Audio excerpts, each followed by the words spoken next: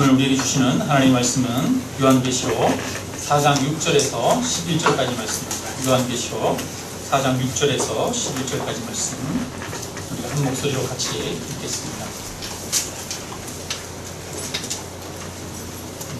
요한계시록 4장 6절에서 11절까지입니다. 같이 읽습니다. 보좌 앞에 수정과 같은 유리바다가 있고 보좌 가운데와 보좌 주위에 네 생물이 있는데 앞뒤에 눈들이 가득하더라. 그 첫째 생물은 사자 같고 그 둘째 생물은 송아지 같고 그 셋째 생물은 얼굴이 사람 같고 그 넷째 생물은 날아가는 독수리 같은데 네 생물은 각각 6 날개를 가졌고 그 안과 주위에는 눈들이 가득하더라. 그들이 밤낮 쉬지 않고 이르기를 거룩하다 거룩하다 거룩하다 주 하나님 곧 전능하시니여 전에도 계셨고 이제도 계시고 장차 오실이시라 하고 그 생물들이 보좌에 앉으사 세세토록 살아계시는 이에게 영광과 존귀와 감사를 돌릴 때에 24장로들이 보좌에 앉으신 이 앞에 엎드려 세세토록 살아계시는 이에게 경배하고 자기의 관을 보좌 앞에 드리며 이르되 우리 주 하나님이여 영광과 존귀와 권능을 받으시는 것이 합당하오니 주께서 만물을 지으신지라 만물이 주의 뜻대로 있었고 또 지으심을 받았나이다 하더라. 아멘. 네, 오늘 설교 말씀은 예배의 축복이라고 하는 제목으로 말씀을 나누기를 원합니다. 여러분, 예배를 오늘 이 시간 드리러 나왔는데 여러분, 예배는 의무입니까? 기쁨입니까? 네. 여러분, 예배 오늘 솔직히 가슴에 손을 탁 얹고 생각해보세요. 여러분, 내가 오늘 예배를 의무감으로 왔는지 아니면 축복이라고 생각하고 기쁨으로 왔는지 한번 대답해보세요. 예배가 축복입니까? 의무입니까? 축복입니다. 네, 여러분. 저와 여러분이 오늘 설교 말씀을 듣고 나서 예배는 정말 나에게 주시는 놀라운 축복이구나 이런 고백을 할 수 있게 되기를 바랍니다. 근데 솔직히 사실 여러분 예배가 조금 의무처럼 그렇게 느껴지기도 하시죠? 억지로 마지못해 남을 때도 우리가 있긴 있습니다. 근데 예배는 우리에게 놀라운 축복이라고 하는 것입니다. 하나님의 선물입니다. 여러분, 천국에 대해서 생각해 보신 적 있어요? 천국은 어떤 모습일까? 상상해 보셨습니까? 저는 그렇게 생각해요. 천국에 만약에 우리가 다 가면 천국에서 우리는 굉장히 놀라운 광경들을 보게 될 것이다. 천국은 우리가 상상하는 것 이상일 것이다. 인간의 모든 상상력을 동원해도 천국은 그 모든 상상력을 넘어설 것이다. 왜 그래요? 인간은 유한하고 하나님은 전능하십니다. 전능하신 하나님의 최고의 완성품이 뭐냐면 새하늘과 새 땅, 천국이잖아요. 전능하신 그 하나님이 여러분 최고의 완성품을 만들었는데 그 완성품을 보게 될 때 우리가 얼마나 놀라게 되겠습니까? 그렇죠? 천국은 정말 상상할 수 없는 놀라움, 상상할 수 없는 기쁨이 가득하게 될 줄로 믿습니다. 근데 오늘 우리가 읽은 성경 본문에는 하나님께서 이 사도 요한에게 천국의 모습을 살짝 보여주셨어요. 그래서 사도 요한이 환상 중에 바라본 그 천국의 모습을 말로 표현해 놓고 있습니다. 근데 뭐라고 표현하고 있냐 보니까 천국에는 하나님의 보좌가 있더라 이렇게 말하고 있어요. 그 보좌가 있고 그 보좌 주위에 무지개가 쫙 둘러져 있고 그 다음에 온갖 보석들이 가득하게 돼 있는데 그 보좌 주변에는 또 24보좌가 있어서 24장로들이 큰 관을 쓰고 거기에 앉아있더라 이렇게 말하고 있습니다. 그러니까 하나님이 천국엔 하나님이 보좌에 앉으셔서 다스리고 통치하고 계시는 것입니다. 근데 그 앞에 보니까 수정같이 맑은 유리 바다가 있고 그 바다에 보니까 네 생물이 있더라 이렇게 말하고 있어요. 이 네 생물의 모양을 쭉 얘기하면서 사자 같고 송아지 같고 사람이 얼굴 같고 사람 같고 또 독수리 같은데 6 날개를 가졌더라. 이거는 이제 천사들의 모양을 이야기를 하고 있는 겁니다. 그래서 이 천사들이 6 날개를 가지고 그 앞에서 보니까 그들이 밤낮 쉬지 않고 말을 하고 있어요. 쉬지 않고 뭐라고 말하고 있냐니까 거룩하다 거룩하다 거룩하다 주 하나님 곧 전능하시니요 전에도 계셨고 이제도 계시고 장차 오실 이시라. 그러면서 하나님을 쉬지 않고 이 천사들이 노래하고 있어요. 그리고 또 24장로들이 다 나오더니 24장로들이 머리에 다 금관을 쓰고 있는데 자기가 쓰고 있는 금관을 다 벗어서 하나님 앞에 드리면서 하나님 앞에 경배합니다. 엎드려서 우리 주 하나님이여 영광과 존귀와 권능을 받으시는 것이 합당하오니 이렇게 말하고 있어요. 주께서 만물을 지으신지라 만물이 주의 뜻대로 있었고 또 지으심을 받았나이다. 모든 것의 주인이 주님이심을 고백합니다. 하나님이심을 고백하면서 하나님 앞에 관을 드립니다. 이 모습은 다른 말로 하면 하늘에서 드리는 예배예요. 여러분 천국에 가면 예배가 있습니다. 천국에 가면 예배가 지금보다 많을까요? 적을까요? 많을 것 같아요? 어떤 우리 아마 청소년들이나 우리 주일학교애들은 아유 그 지겨운 예배를 천국에서 드려야 돼? 뭐 이럴지도 모르겠어요. 아유 그럼 나 천국에 가야 되나 말아야 되나? 고민을 할지도 모르겠어요. 여러분 왜? 예배가 기쁨이 안 되기 때문에 예배가 축복이 안 되기 때문에 그런 거죠. 근데 가만히 생각해보면 여러분 천국에서는 하나님을 다 만나게 되면 찬양하게 되고 경배하게 되고 감사하게 되고 예배하게 됩니다. 얼마 전에 추석이어서 이번에 추석은 가족들이랑 좀 특별하게 보냈어요. 그래서 강원도 강릉 쪽으로 가서 해변가 옆에 높은 언덕이 있는데 그 언덕 위에 숙소가 있어서 거기에 숙소를 잡고 가족들과 함께 보냈습니다. 숙소에 탁 들어가는데 딱 들어가서 창을 탁 보자마자 창이 통유리로 넓게 이렇게 딱 돼 있는데 창 밖에 바다가 쫙 보이는 거예요. 들어가자마자 우리 모두가 여러 사람들이 딱 들어갔는데 들어가자마자 다 와 그랬어요. 와 바다가 보이는 전망이니까. 게다가 가까이 가서 이렇게 보면 창가에 가서 보면은 바다가 이렇게 쫙 보이고 한쪽에는 그 해수욕장 해변이 쫙 보이는데 그 옆에 바닷가 마을이 보이는 거예요. 제가 거기서 오전에 테라스에 나가서 앉아가지고 바다를 많이 바라보고 또 한낮에도 나가서 바다에서 테라스를 많이 바라보고 한낮에도 그 저녁 무렵에도 나가가지고 바다를 많이 바라보고 그리고 한밤중에 나무가 이렇게 있는데 나무 옆에 그때가 푸름이잖아요. 그러니까 달이 탁 떴을 거 아니에요. 그 달이 바닷가에 쫙 비치는 거예요. 그래가지고 또 저 옆에 보니까 해변가에는 해변 마을들의 불빛이 이렇게 빛나고 있고 얼마나 그 모습이 멋있는지 참 멋있더라고요. 그래서 밤에도 바닷가를 이렇게 봤어요. 여러분 제가 왜 그렇게 바닷가에서 넋을 놓고 계속 보고 있었을까요? 아름다워서 너무 아름다웠어요. 그 다음날 그 정동진에서 보면 정동진 해변에서 오른쪽에 딱 보면 언덕이 있는데 언덕에 큰 배가 있더라고요.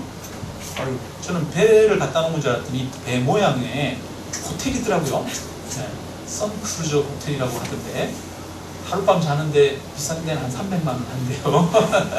근데 제가 거기 잔 건 아니고 여러분 거기 전망대에 5,000원 주면 올라갈 수 있거든요. 그래서 가족들이랑 전망대로 올라갔어요. 9층, 10층 이렇게 8층, 9층인가 전망대가 있는데 다 올라가서 해변을 딱 바라보고 또 산 한쪽에는 산이 탁 보이는데 올라가자마자 와 다들 야 멋있다 멋있다 다들 그랬어요.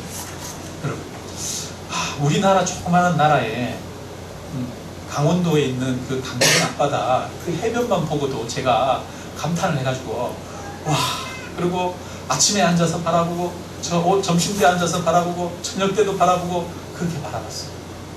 근데 만약에 우리가 하늘에 가서 하나님의 영광을 본다면 온 우주를 지으신 그 하나님의 전능하심을 우리가 알게 된다면 그 지혜와 그 사랑과 그 은혜를 우리가 정말 깊이 실제로 우리가 보게 된다면, 알게 된다면, 여러분, 우리 입술에서 감탄사가 나올까요, 안 나올까요?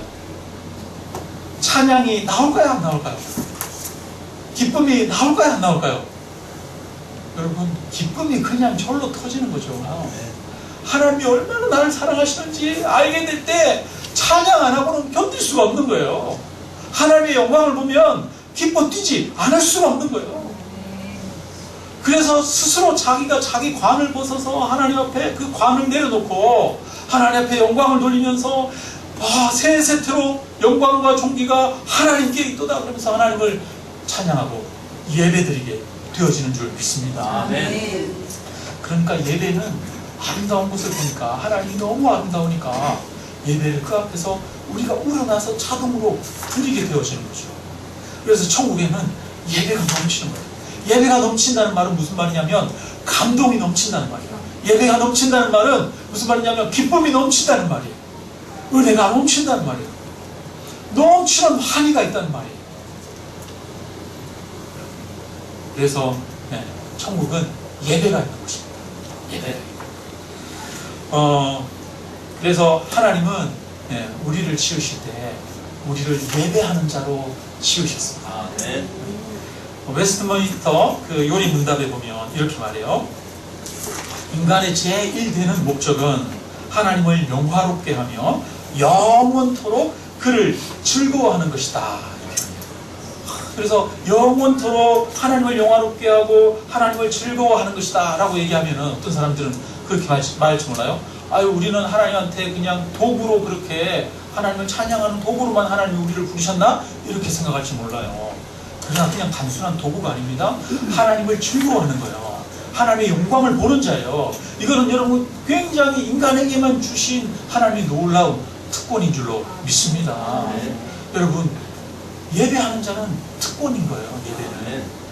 하나님이 이스라엘 백성들에게 말합니다. 이 백성은 내가 나를 위하여 지었나니 나를 찬송하게 하려 함이라. 이렇게 말해요.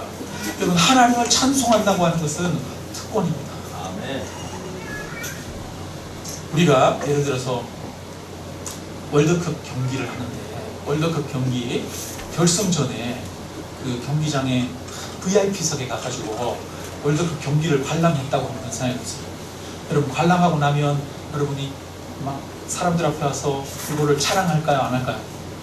내가 월드컵 경기장에 갔더니 뭐 장난이 아니더라 그러면서 막 이야기할 거 아니에요?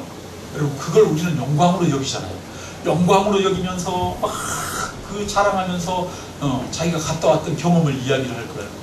여러분, 우리가 하나님 앞에서 하나님의 영광을 보고 하나님을 즐거워하고 막 찬양하는 것은 우리가 남들은 아무것도 하지 못하는데 우리만 경험하는 독특한 축복인 거죠.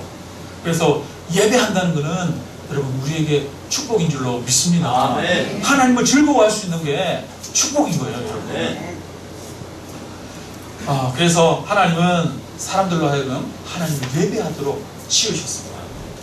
예배는 강제 노동하듯이 억지로 하도록 그렇게 지으신 것이 아니라 기뻐해서 감사해서 자발적으로 드리도록 그렇게 하나님을 지으셨어요. 그래서 예배 드리는 자야말로 진정으로 하나님의 축복을 받은 자입니다. 가인과 아벨은 처음 열매를 얻고 나서 그 열매를 가지고 감사해서 하나님께 예배를 드렸습니다. 노아 홍수가 끝나고 나서 노아는 구원받고 나서 바깥에 나온 다음에 물이 다 많은 것을 기뻐하며 감사하며 하나님께 제단을 쌓고 예배를 드렸어요. 창세기 12장에 아브라함은 하나님으로부터 이 땅을 너와 내 후손에게 주겠다라고 하는 그 약속을 듣고 그리고 하나님을 만난 후에 제단을 쌓았습니다. 여러분, 언제 제단을 쌓았냐면 아브라함이 하나님을 만난 후에 제단을 쌓아요. 하나님의 축복의 약속을 듣고 나서 제단을 쌓아요. 창세기 26장에 보면 이삭이 제단을 쌓는 이야기가 나오는데 이삭도 하나님이 오셔서 너와 내 자손에게 축복하고 이 땅을 너와 내 후손에게 주겠다라고 하는 약속을 듣습니다. 그 약속을 듣고 나서 이삭이 하나님 앞에 여호와를 위하여 제단을 쌓습니다. 창세기 28장에 야곱이 꿈에서 하나님의 그 하늘에 하나님의 보좌에 어린 양이 예수님이 쓰신 것을 보고 그 사닥다리가 오르락 내리락 하는 것을, 천사가 왔다 갔다 하는 것을 보고 하나님의 임재, 그것을 경험하고 하나님이 함께 하시겠다라고 하는 약속을 받고 나서 아침에 잠에서 깬 다음에 돌단을 쌓고 기름을 붓고 거기에서 예배를 드립니다. 그러니까 예배는 하나님을 만난 사람들이, 하나님을 경험한 사람들이, 하나님의 축복과 은혜를 받은 사람들이 감사와 기쁨으로 드리게 되어지는 거죠. 여러분, 그래서 예배는 하나님을 만나는 축복이 있는 거예요. 하나님을 경험하는 축복이 있는 거예요. 그래서 예배 드리는 자는 정말 축복받은 자입니다. 예배는 하나님의 임재와 관련이 있고, 예배는 하나님의 은혜와 축복과 관련이 있습니다. 뿐만 아니라 이스라엘 백성들이 성전을 만들고 나서 성막을 만들고 하나님 앞에 제사 지내고 예배할 때 하나님이 그 성막 가운데 임재하셨어요. 빽빽한 구름으로 그 성막에 임재하셔서 이스라엘 백성들 가운데 함께 해주셨습니다. 그러니까 예배를 통해 하나님은 이스라엘 백성들과 함께 하셨습니다. 마찬가지로 저와 여러분이 함께 모여 예배할 때 두세 사람이 내 이름으로 모여있는 그곳에 주님은 함께 하신다라고 말씀하십니다. 그러므로 우리는 예배를 축복으로 얘기합니다. 하나님은 우리에게 당신의 영광을 보여주시고 우리에게 은혜를 베푸셔서 우리로 하여금 하나님을 찬송하고 예배하도록 하기 위해서 우리를 부르셨습니다. 요한복음 4장 23절에 이렇게 말합니다. 아버지께 참되게 예배하는 자들은 영과 진리로 예배할 때가 오나니 곧 이때라. 아버지께서는 자기에게 이렇게 예배하는 자들을 찾으시느니라. 여러분, 하나님께 정말 진정으로 예배하는 자들을 찾으신다는 거예요. 왜 찾으시겠어요? 축복하기 위해서, 은혜 베풀기 위해서, 그들을 만나기 위해서 찾으신다는 거죠. 그런데 예배 중에 보면 하나님이 받으시는 예배가 있고 받지 않는 예배가 있습니다. 가인의 예배는 받지 않으셨는데 아벨의 예배는 받으셨어요. 그러니까 우리가 나와서 예배 드린다고 해서 하나님이 다 받지는 않으신다는 것을 알 수가 있습니다. 그래서 우리는 하나님께서 받으시는 예배를 드려야 합니다. 그럼 어떻게 하면 하나님께서 받으시는 예배를 드릴 수 있을까? 첫째는 예배의 주인이 하나님이시라는 것을 분명히 해야 합니다. 창세기 13장 18절에 보니까 아브라함이 제단을 쌓는데 여호와를 위하여 제단을 쌓았다 그럽니다. 이스라엘 백성들이 제단을 쌓고 신앙의 선조들이 제단을 쌓을 때마다 여호와를 위하여 라고 이야기합니다. 근데 여호수아 22장 16절에 보니까 여호와를 따르는 데서 돌아서서 너희를 위하여 제단을 쌓아 너희가 오늘 여호와께 거역하고자 하느냐 이렇게 말합니다. 제단을 쌓는 것 중에 어떤 제단이 있느냐면 너희를 위하여 쌓는 제단이 있다는 거예요. 자기를 위하여 쌓는 제단이 있다는 겁니다. 하나님은 자기를 위하여 쌓는 제단을 받지 않으십니다. 하나님을 위하여 쌓는 제단을 받으십니다. 그래서 예배는 우리를 위하여 드리는 것이 아니라 내가 주인이 아니라 하나님이 주인이시고 하나님이 중심인 줄로 믿습니다. 많은 성도들이 근데 이거를 착각합니다. 저도 착각할 때가 많아요. 저도 착각해요. 오늘도 여기 앉아서 기도할 때 제가 기도하면서 무슨 기도했냐면 하나님 아버지 오늘 우리 성도님들에게 은혜 베풀어 주시옵소서. 하나님 은혜 내려 주옵소서. 만나 주시옵소서. 이거를 기도했어요. 근데 갑자기 제 마음에 하나님을 만나는 게 우선인가? 그것이 아니라 하나님을 만나지 않던 정말 모든 사람들이 전심으로 하나님을 찬양하고 예배드리는 게 우선인데 우리는 내가 은혜 받을 것 생각하고 내가 감동받을 것만 생각하는구나 이런 생각이 들었어요. 사실 우리가 그런 표현들을 많이 쓰죠. 오늘 예배에서 은혜 받았다. 오늘 성가대 참 좋았어요. 오늘 찬양이 끝내줬어요. 이런 이야기 하잖아요. 그 말은 무슨 말이에요? 은혜 받았다는 말은 내 마음에 감동이 있었다. 내 마음이 흡족했다.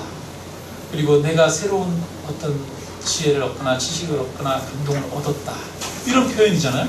우리가 은혜 받았다라고 하는 말들을 쓸 때도 보면 사실은 내 중심으로 쓸 때가 많이 있습니다. 그 말은 우리가 예배를 우리도 모르게 은연중에 내 중심으로 생각을 하더라는 거예요. 많은 사람들이 예배를 드리는데 중심적인 역할, 예배에서 중요한 역할을 하는 분은 누굴까요? 이렇게 물으면은 성가대, 찬양팀, 아니면 목사님, 아니면 기도자, 이런 사람들이 예배의 중심이고 예배의 중요한 사람들이라고 생각합니다. 그리고 성도들은 관객이라고 생각을 해요. 우리는 그 예배에 참여하는 자다, 이렇게 구경하는 자처럼 그렇게 생각하는 경우가 있습니다. 그런데 키에르케고르가 이렇게 말합니다. 우리는 모두 예배하는 사람들은 하나님 앞에서 배우고 관객은 누구시다? 하나님이시다. 관객은 하나님 한 분뿐이라는 겁니다. 모든 사람들이 연극을 준비해서 멋있게 노력하고 준비해가지고 아름답게 그 연극을 쫙 펼쳐 보이는 배우라는 거예요. 지금 여러분은 배우로 앉아 있습니까? 아니면 관객으로 앉아 계십니까? 여러분, 배우는 연극이 시작되기 전에 옵니다. 연극이 시작되고 나서 느긋하게 와가지고 앉아 있으면 그 사람은 관객이에요.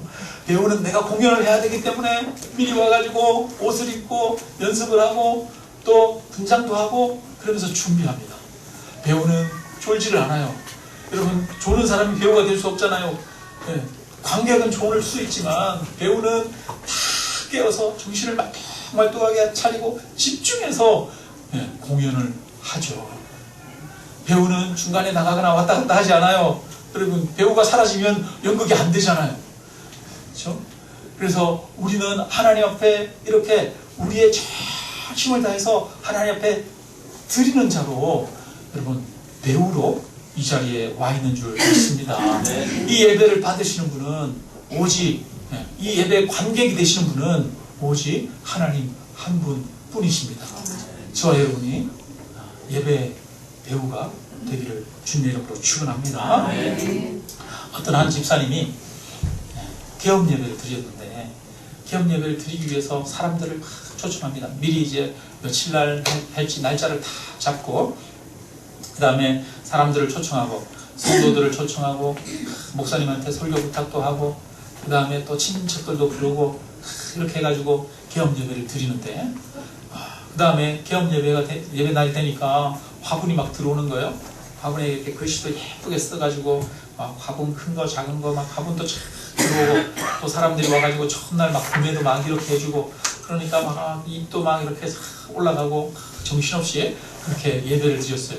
그리고 마음도 너무 분주했어요. 목사님 오신다 그러니까 목사님 만나라고, 손님 오신다 그러니까 손님 만나라고 너무 분주하게 그렇게 다 이제 개업 예배를 다 마치고 다 간 다음에 이렇게 앉아 있는데 마음에 하나님의 말씀하시는 것 같더라는 거예요.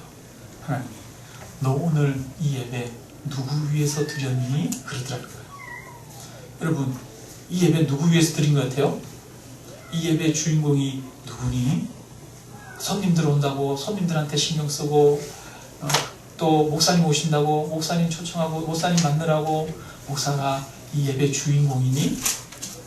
손님들이 이 예배 주인공이니? 아니면 네가 그렇게 뭐 가본 가지고 오고 그러니까 사람들이 오니까 막 기뻐서 네 입꼬리가 올라갔는데 네가 이 예배 주인이니? 나는 어디 있니? 이런 말씀이 마음속에서 그런 양심의 가책이 들리더라는 거예요. 여러분, 우리가 그럴 때 많지 않습니까? 집에 신방을 하거나 뭐 개업 예배를 드리거나 이럴 때 사실 며칠 전부터 막 청소하고 준비하잖아요. 여러분, 왜 준비해요?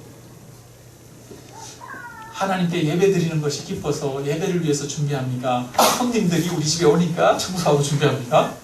하나님 맞을 마음보다 뭐를 준비하고 있어요? 손님 맞을 마음을 먼저 준비하고 있잖아요.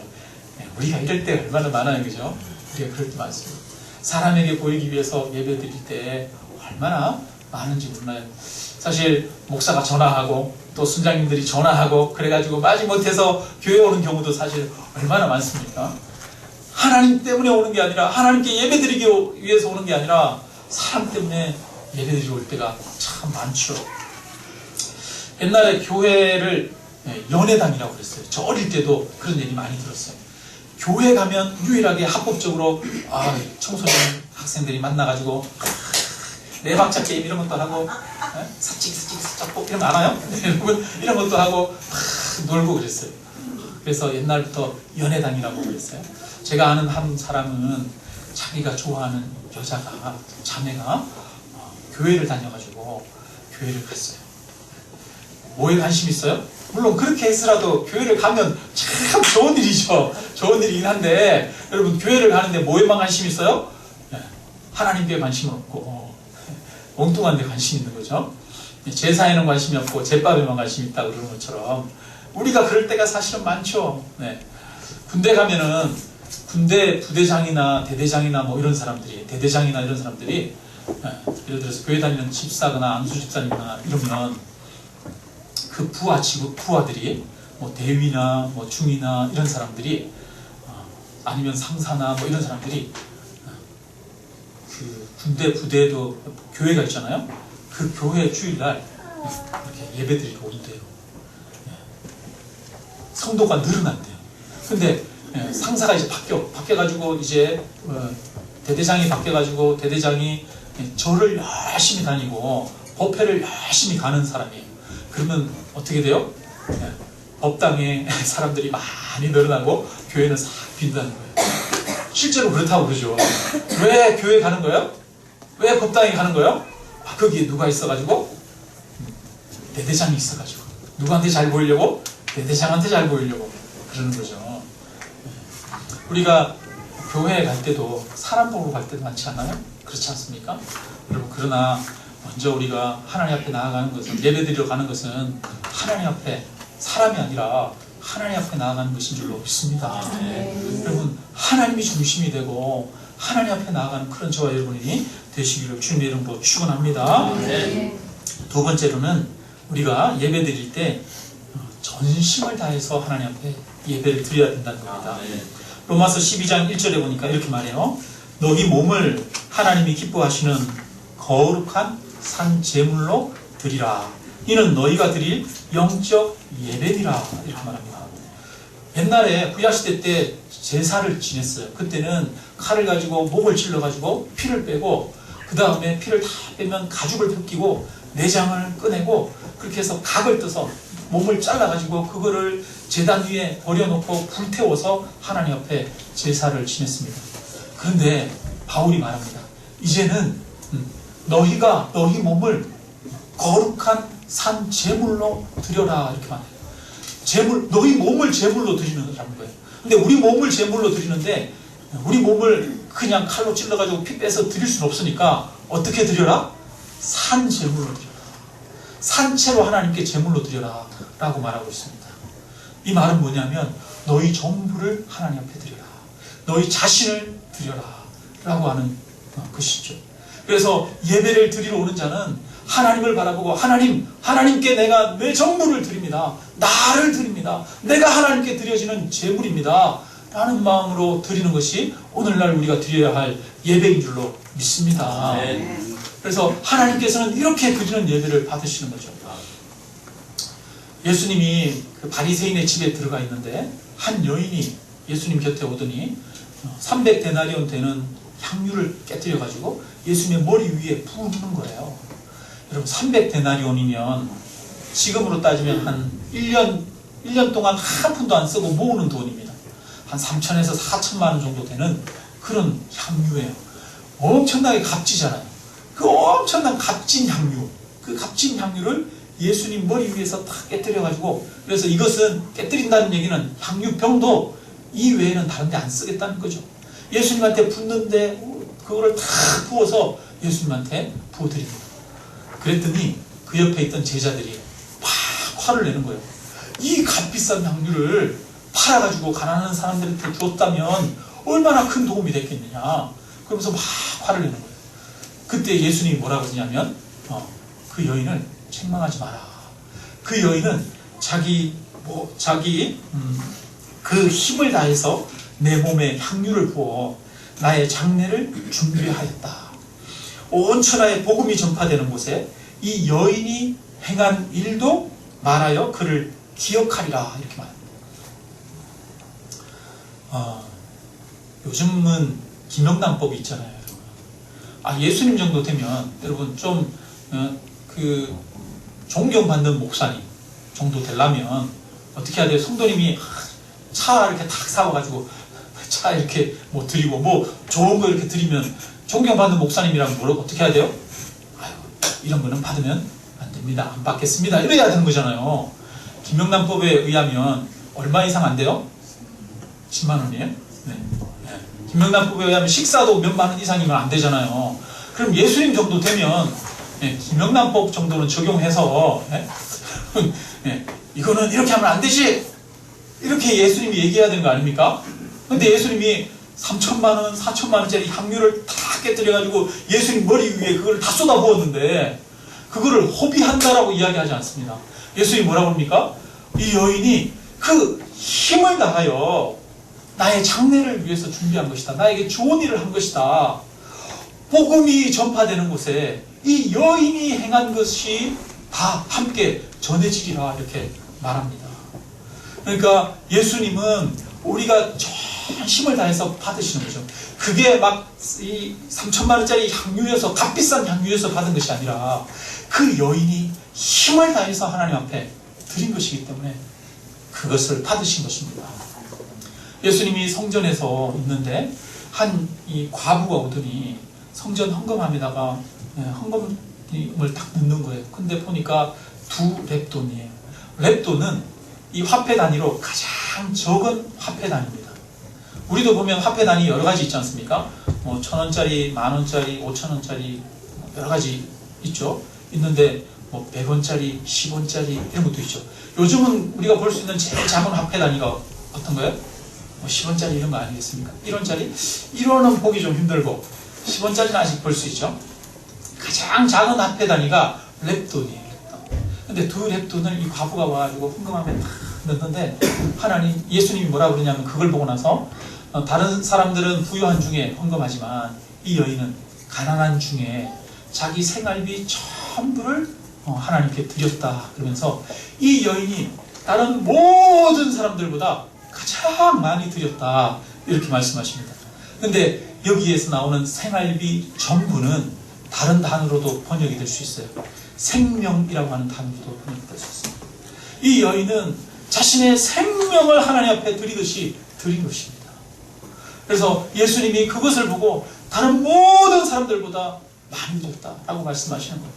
그래서 하나님 앞에 드리는 자는 자기의 전부를 드리듯이 자기의 생명을 드리듯이 우리가 우리 몸을 거룩한 산 제물이 되도록 하나님 앞에 드려야 하는 것인 줄로 믿습니다. 그럴 때 하나님이 받으시는 거죠. 그리고 그 사람에게 하나님이 임재하시고 그 사람에게 축복하시는 것입니다. 마지막으로 한 가지만 더 말씀 나누고 마치겠습니다. 여러분, 토저라고 하는 신학자가 이렇게 말해요. 예배에 성공하는 사람은 삶에도 성공하고 예배에 실패하는 사람은 삶에도 실패한다.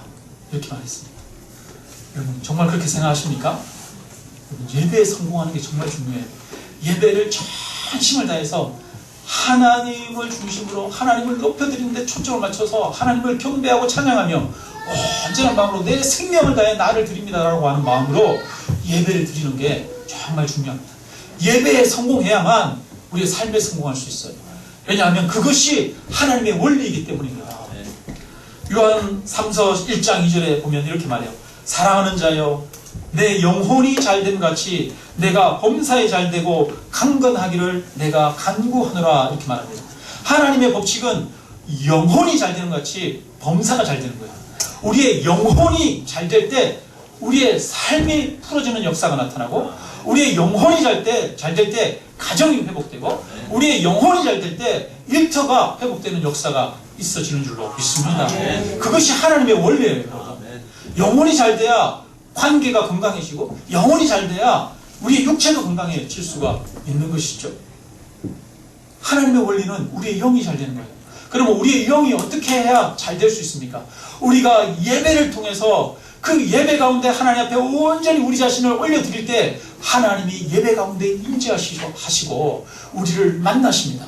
그래서 예배를 통해 우리가 하나님 앞에 드려질 때, 하나님 우리를 만나주실 때, 그때 우리의 영이 회복되고 하나님의 함께하심이 느껴지고 하나님의 능력으로 의지하게 되어지고 우리의 영이 힘있게 걸어가게 되어지는 줄 믿습니다. 예배를 하나님 앞에 온전히 드리지 않는 자가 하나님께 순종할 수가 없어요. 여러분, 예배를 드리지 않는 자가 하나님의 말씀을 따르고 하나님 앞에 순종할 수 있을까요? 그렇지 않죠. 예배를 전심으로 드리는 자가 하나님이 나의 주인이십니다 라고 고백하는 자가 실질적으로 삶 가운데에서 하나님 앞에 순종하고 하나님 앞에 따르면서 걸어갈 수가 있죠. 하나님 나라와 하나님의 뜻을 구할 수 있는 사람은 예배에서 승리하는 자입니다.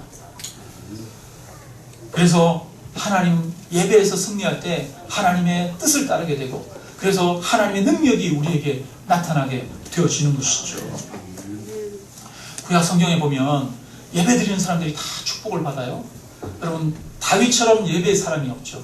다윗은 법궤를 성전에 가져올 때 그 앞에서 너무 기뻐서 춤을 추는데 하나님 앞에 너무 기뻐 춤추다 보니까 그 하체가 다 드러났어요. 그리고 다윗은 레위인들을 모아가지고 조직해서 성가대로 모으고 제사 지내는 사람들로 모으고 여러 사람들을 모아서 교회 예배를 다 조직을 합니다. 다윗처럼 예배에 열심히 했던 사람이 없어요. 그래서 하나님이 다윗을 축복하시죠. 내 왕위가 너에게서 떠나지 아니하리라 말씀하셨습니다. 솔로몬이 하나님으로부터 지혜를 축복으로 받는데 그 축복을 언제 받느냐 하면 그가 하나님 앞에 3,000번제를 드릴 때 축복을 받게 되어지죠. 이스라엘 역사 전체를 보면 이스라엘 백성들이 하나님 앞에 하나님을 섬기며 하나님 앞에 예배드리는 예배가 살아있을 때 그때 하나님께서 이스라엘 백성들을 강력하게 하시고 세워주십니다. 그런데 예배가 무너지고 이방 우상을 섬길 때마다 그들이 외국의 침략을 당하고 나라가 약해지고 흔들리게 되어지는 것이죠. 그래서 예배가 살아날 때 부흥이 있는 겁니다. 성경의 이야기는 우리를 이야기하고 있습니다. 그래서 하나님은 어떤 하나님이냐? 우리가 하나님을 전심으로 사랑하고 우리가 하나님을 찬양하고 예배할 때 그 자들에게 하나님이 축복하십니다. 예배드리는 자를 축복하시고 예배드리는 자를 회복시키시는 분이 하나님이신 줄로 믿습니다. 우리가 승리하는 비결은 바로 내가 진정으로 예배자가 되어지는 것입니다. 하나님이 우리를 지으신 이유는 우리를 예배하는 자로 우리를 만들기 위해서 부르셨습니다. 하나님의 살아계심, 하나님의 영광을 우리의 눈으로 목격하고 그것에 감사해서 하나님을 찬양하는 자로 저와 여러분을 부르셨습니다. 지금도 하나님은 예배하는 자를 찾으십니다. 하나님께 전심으로 예배하는 자들을 찾으시느니라 이렇게 말씀하십니다. 전심으로 예배하는 자들을 하나님은 만나주시기 위해서 찾으시는 것입니다. 저와 여러분이 그 하나님을 만나 그 하나님 주시는 은혜와 축복 가운데 걸어가는 놀라운 그런 성도님들이 되시기를 주님의 이름으로 축원합니다. 아멘. 우리 함께 찬양 드리겠습니다. 찬송가 21장 우리 찬양 드리고, 하나님, 내가 하나님 앞에 온전한 예배자로 서게 하여 주옵소서. 내가 내 전부를 드려 이제 예배하는 삶을 살겠습니다. 내 중심이 아니라 하나님의 중심의 예배를 드리겠습니다. 이런 기도를 우리가 함께 드리기를 원합니다. 21장 함께 찬양합니다.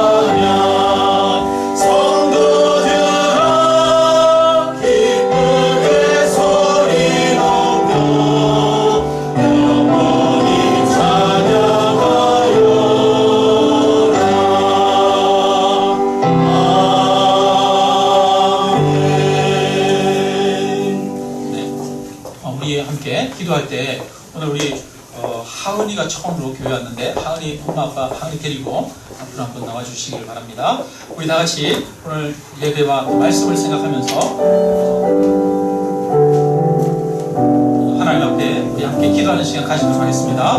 다 같이 기도하겠습니다. 하나님 하나님 아버지 하나님, 오늘 아버지 하나님 우리가 하나님 앞에 어떠한 자로 서야 할지 다시 한번 생각해 봅니다. 하나님 아버지, 우리가 하나님 앞에 좀 힘으로 예배드리는 것이 우리에게 얼마나 큰 기쁨이 되고 우리에게 얼마나 큰 영역이 되고 우리에게 얼마나 큰 축복이 되는지를 다시 한번 생각해 봅니다. 하나님, 우리에게 예배드릴 때 우리의 영이 살아나며 우리가 예배드릴 때 아버지 하나님 우리의 마음의 중심이 바르게 세워질 수 있습니다. 아버지 하나님 우리가 예배드릴 때 아버지 하나님 우리의 삶이 정돈되어지고 깨닫게 되어집니다. 하나님 아버지, 우리가 예배드릴 때 하나님은 우리를 만나주시고 하나님 우리를 축복하시는 줄 믿습니다. 하나님 아버지, 진정한 하나님 관계 때문에 예배가 되어지게 해주시고 하나님이 주인 되신 예배, 하나님만을 높여드리는 예배 드리는 자가 우리 되어지게 해주시옵소서. 아버지,